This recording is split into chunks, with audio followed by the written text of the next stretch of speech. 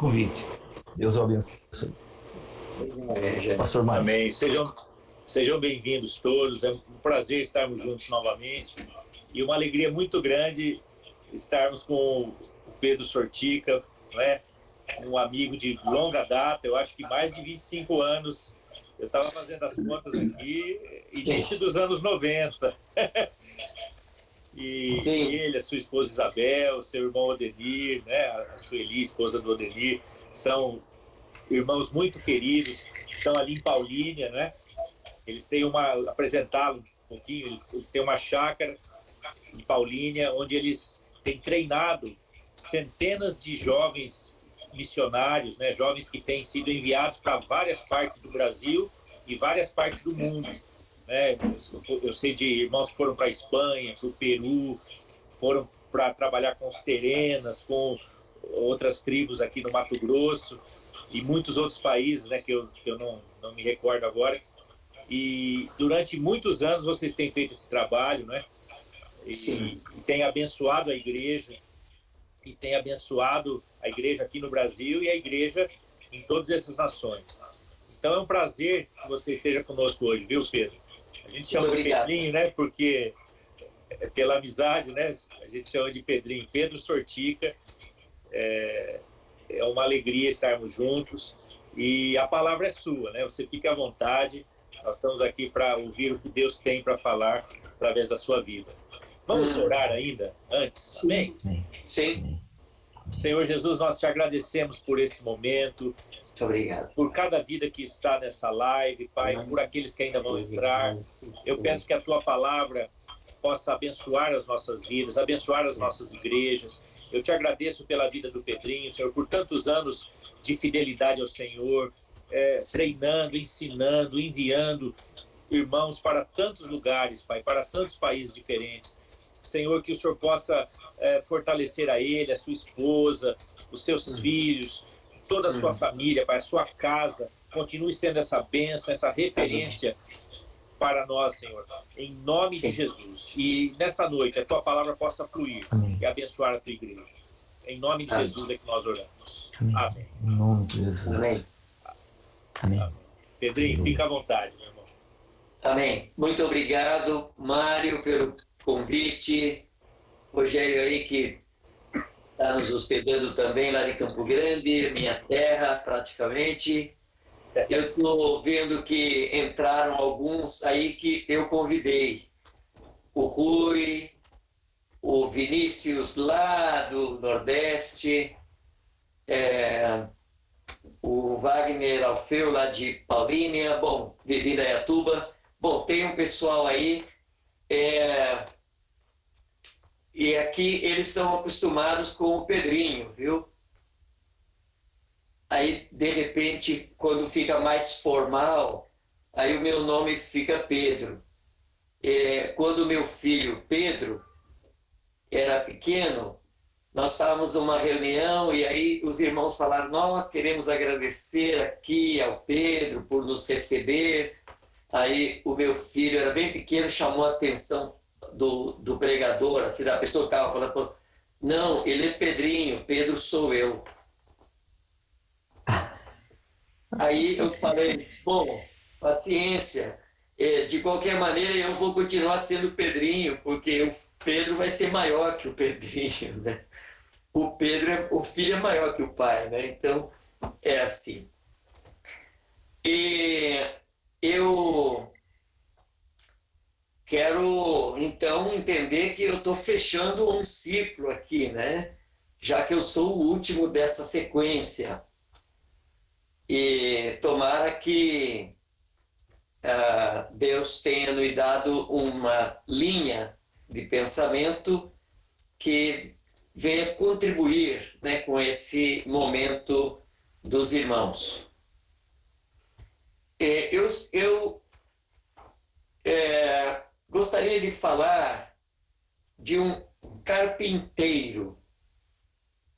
O carpinteiro é um profissional, é uma profissão talvez das mais antigas da humanidade e que permanece, né? Ninguém vive sem um carpinteiro. Eu sou um pouquinho carpinteiro. Fiz alguma coisa já de obra de carpintaria, nada fino, tudo muito rústico, mas eu já tive por necessidade, porque dizem que a necessidade faz o homem. E tem um texto lá em Marcos 6 que diz: não é este o carpinteiro, filho de Maria, irmão de Tiago, de José, de Judas e de Simão? E não estão aqui conosco suas irmãs? E escandalizavam-se nele. Bom, a Bíblia é a história da redenção. Atualmente eu vi uma conversa aí, até de uma tentativa de atualizar, de fazer uma releitura. Eu, como sou professor, eu acho muito estranho. Eu gosto do texto original. Se eu pudesse ter o mais original possível, porque é o texto sagrado, as sagradas escrituras, e ela esconde em suas linhas, entrelinhas, em suas páginas, o plano eterno, o plano da redenção. E aqui está dizendo que eles se escandalizavam com aquele tal carpinteiro. Parece que era uma forma de diminuir Jesus. Mas está fazendo milagres? Mas não é o carpinteiro? E sim, eles se escandalizavam porque facilmente nós abandonamos o evangelho puro e simples em troca de conceitos, filosofias, ideias religiosas. E normalmente são os religiosos que se escandalizam com as escrituras. Então, eu estava anos atrás, há 3 anos e pouco atrás, lá na Califórnia, no Texas, com a minha esposa. A minha filha estava se casando lá, se casou lá com um irmão, né, um jovem texano, e o pai dele escolheu que ele, o pai do moço, e eu, o pai da moça, faríamos uma obra de carpintaria que era um pérgolo, aquele que ficaria sobre os noivos. Ele escolheu madeira dos Estados Unidos, lá pecan, nogueira, né? E escolheu o IP, que é da minha terra, né? Que é do Brasil, que é do Mato Grosso, do Pantanal. E nós trabalhamos aquela peça. Quando eu estava trabalhando aquela peça, eu falei para o meu consogro, Jesus era carpinteiro. Sim, era carpinteiro. Ele trabalhou muitas peças de madeira. Madeira é a figura da natureza humana na linguagem da redenção, na linguagem bíblica. Algumas são mais fáceis de serem trabalhadas, outras muito difíceis. E Jesus aprendeu com o pai. Aliás, o pai dele também era carpinteiro. Bom, a madeira, então, ela está bem incrustada no texto bíblico. Lá no tempo de Noé, quando a humanidade estava numa crise mortal, à beira de um colapso geral, Deus já havia decidido que destruiria a tudo e a todos. Ele, o Deus eterno, encontrou um homem que encontrou a graça, e pela graça ele foi transformado num carpinteiro. fez uma obra de carpintaria com madeira. E aquela obra, feita de madeira, foi o recurso para a redenção da humanidade.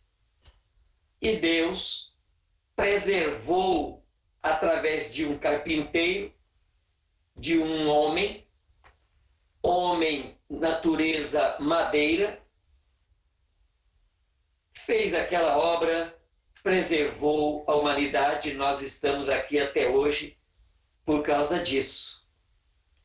Aquela obra, a Arca de Noé, ela está no folclore da humanidade, mas ela é o retrato da obra da redenção. E quando Deus salvou o povo de Israel do Egito, retirando-os de lá por mãos poderosas e uma coisa tremenda, eles atravessaram o Mar Vermelho e a primeira crise que eles enfrentaram no deserto foi solucionada com uma madeira. Deus falou para Moisés: a água está amarga, a água tem que ser purificada, e Deus instruiu Moisés a cortar uma madeira e usar aquela madeira para purificar a água. O Vinícius, que eu estou enxergando o rosto dele ali, professor também, um teólogo, está sabendo bem. Aquela madeira é a figura da cruz de Cristo, que foi aplicada já logo no início ali na vida do povo, no deserto, para que eles pudessem começar uma boa caminhada, e a madeira ali. Então, ela está dentro ali. Logo depois, quando eles começaram a fazer o tabernáculo lá no deserto, vocês sabem que o povo de Israel construiu, né, o tabernáculo nos primeiros 2 anos e 3 meses desde que saíram do Egito. Eles já tinham o tabernáculo pronto. E esse tabernáculo foi feito de material que o povo ofereceu para Deus. Dentre todos os elementos utilizados lá, tinha ouro, prata, bronze, peles de animais, tinha lã, etc. Tinha madeira. Pois é.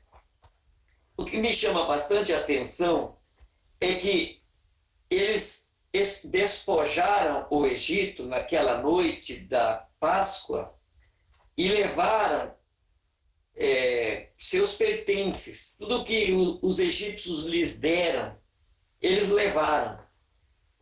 Eles levaram também tábuas, pedaços de tábuas, utensílios, pedaços de madeira.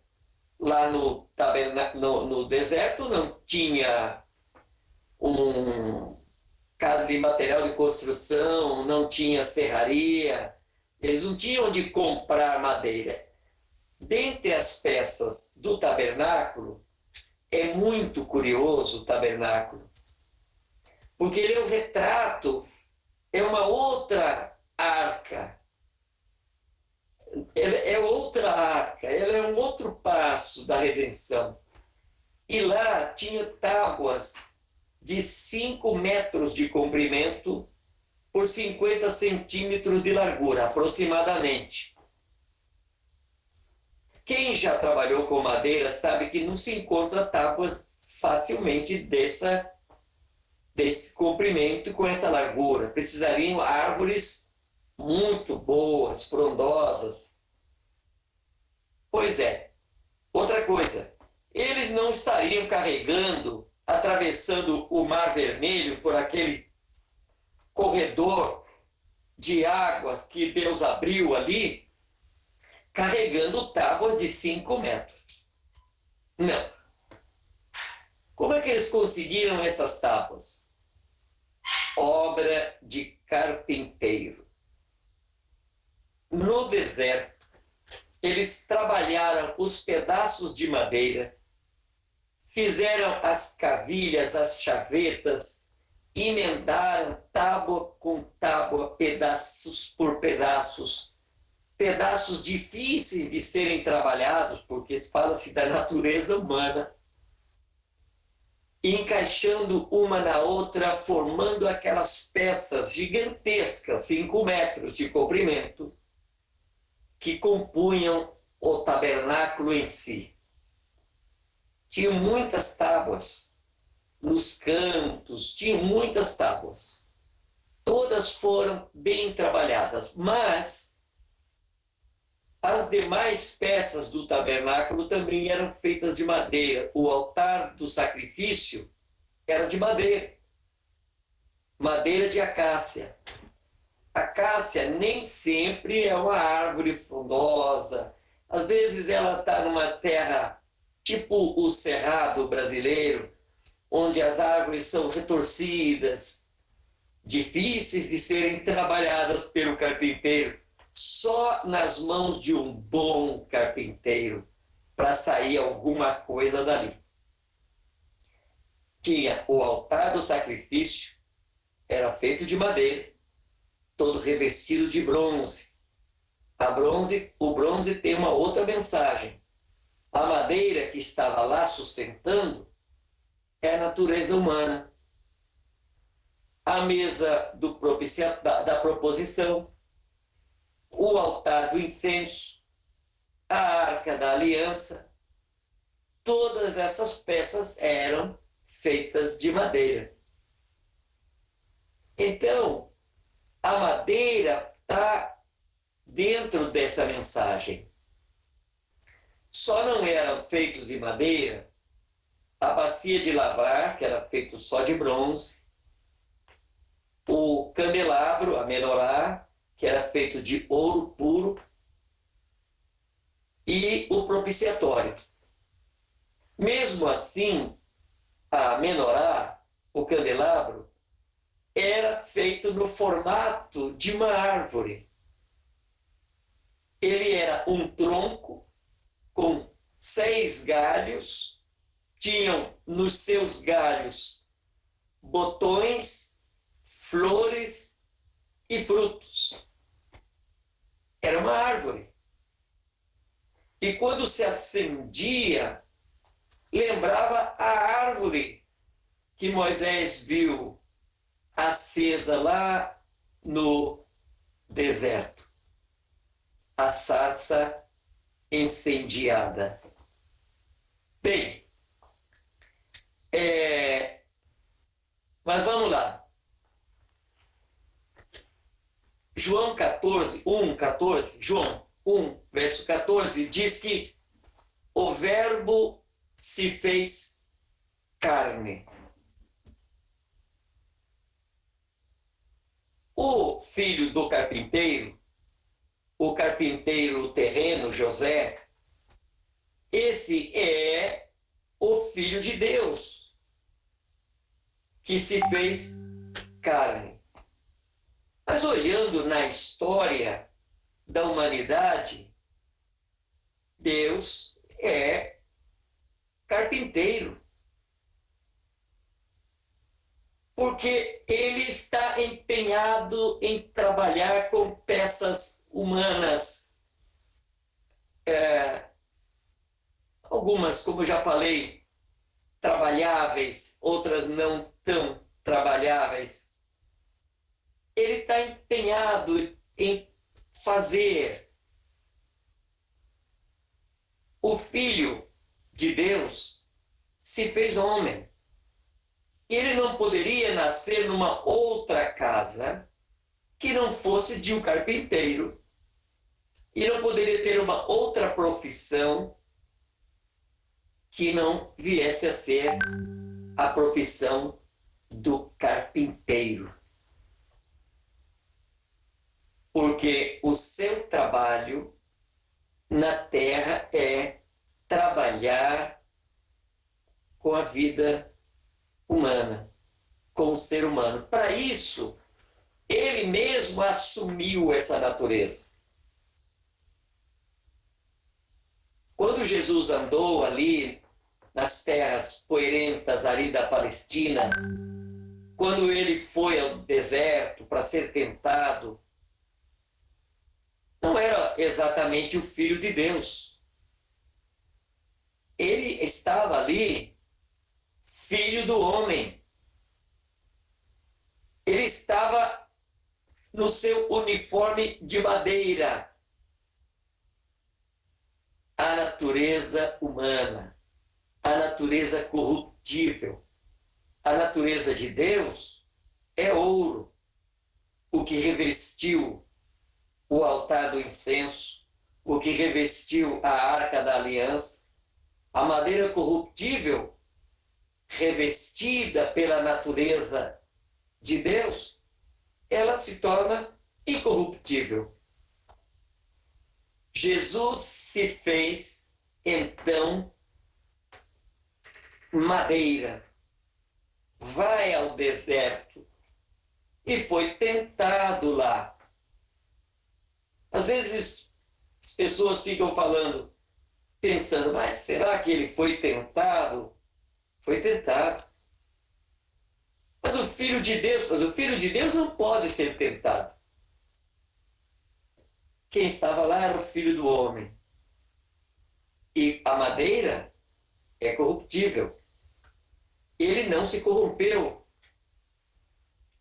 Aí que a glória, porque ele, sendo madeira, não se corrompeu. Não teria nenhum sentido dizer que ele, como filho de Deus, não se corrompeu. Ele é Deus.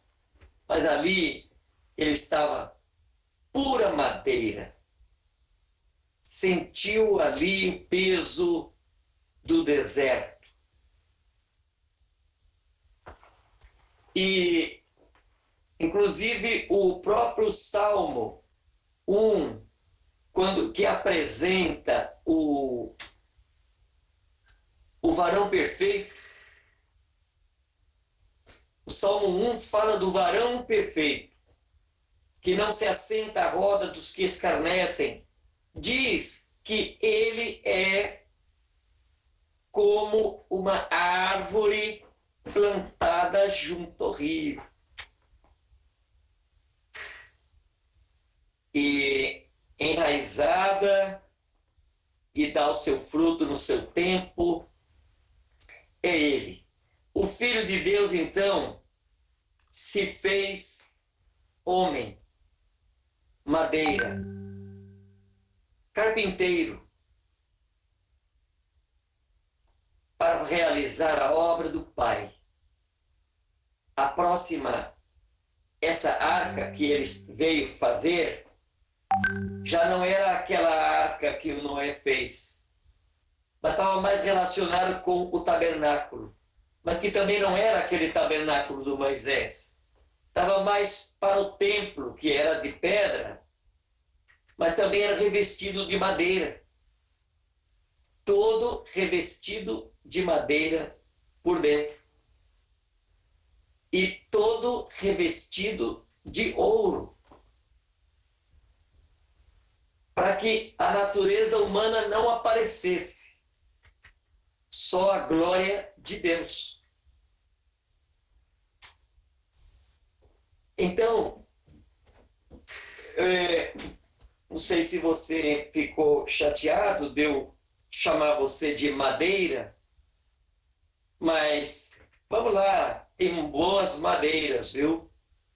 O cedro, eu já tracei cedro, já serrei, o meu irmão e eu, Odenir, serramos, fizemos mais de 200 tábuas de cedro à mão. É coisa mais gostosa porque é uma madeira boa, mas eu já trabalhei com madeira bem ruim também. Mas calma, Deus é bom carpinteiro. E Jesus, ele chamou para si homens. Lá em no início do Evangelho de Mateus, capítulo 4, verso 14, ele disse: vinde a mim, e eu vos farei. Ou seja, eu vou trabalhar você, eu vou fazer de você uma peça, desculpa a palavra aí, porque na verdade não somos peças, somos elementos, pedras vivas, e ele veio trabalhar o homem. Jesus é, então, o filho do grande carpinteiro que chamou essa responsabilidade para si, de trabalhar com as nossas vidas. Trabalhar com pedaços de madeiras corruptíveis e transformá-los em componentes úteis para o seu tabernáculo eterno. Tremendo. Essa obra é imensurável. Ele não chamou para fazermos parte de uma religião. A religião corrompe. A religião, ela atravanca, ela amarra. Jesus, ele, aquele homem, Deus se fez homem, se fez tão madeira quanto eu e você, para, com a autoridade, cumprir essa tarefa. Naquele dia que ele tomou uma madeira nos seus ombros e começou a galgar o monte Gólgota, começou a subir ali, me lembra o Isaac, o filho de Abraão, quando foram ao sacrifício no Monte Moriá. O pai, Abraão, figura de Deus, naquele cenário, levava o fogo, o juízo, e a faca, também instrumento do juízo. Mas o Isaac levava a madeira. Ele subiu o Monte Moriá, não é uma montanha muito alta, mas é um monte. Ele subiu, ele fez o caminho, levando sobre si a natureza humana, porque ele era ali a figura daquele que um dia faria esse caminho. Então, quando Jesus percorre aquele caminho até o monte da crucificação, ele estava vestido por dentro e por fora de madeira, suscetível ao corte. Ele vai levando literalmente a minha natureza nas costas dele. E ele, quando sobe ao monte, o pregaram na madeira. E foi levantado entre o céu e a terra, dependurado, pregado, colado na madeira. Tinha que ser ali. Você está lembrando aí que várias pessoas falaram: se você é filho de Deus, deixa isso daí? Uau! Várias alternativas perigosas para a redenção. O próprio Pilatos ofereceu a oportunidade. O próprio Pilatos ofereceu alguém para substituí-lo naquela cruz. Mas aquele alguém era uma madeira podre. Ele não se corrompeu mesmo sendo madeira. E lá ele abre os braços, como se estivesse dizendo aquilo que ele falou momentos antes: ninguém tira a minha vida, eu a dou. E ele, na natureza humana, plenamente humano, é levantado entre o céu e a terra para poder bradar: está consumado. Uau! Era o grande momento. Aí o universo ouviu. Ele estava plenamente humano, porque a morte era para mim.